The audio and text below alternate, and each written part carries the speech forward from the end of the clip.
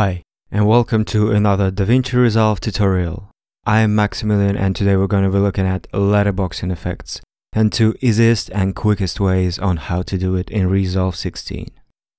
If you have standard 16:9 footage and you want to achieve this cinematic look by simulating widescreen film format, the easiest way to do it in DaVinci Resolve 16 is to go to Timeline, Output Blanking, and select the format that you need.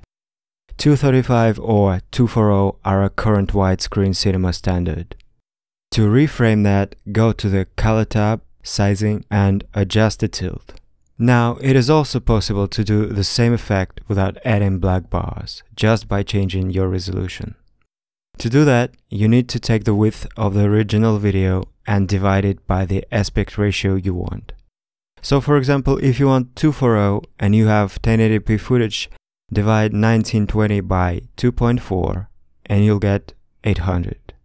Then you go to File, Project Settings, and change the height to 800.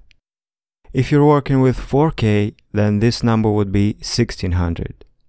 Note that this should be an even number, so you won't have any problems exporting the video. Then you go to Image Scaling and you need to change the input scaling to Scale Full Frame with Crop.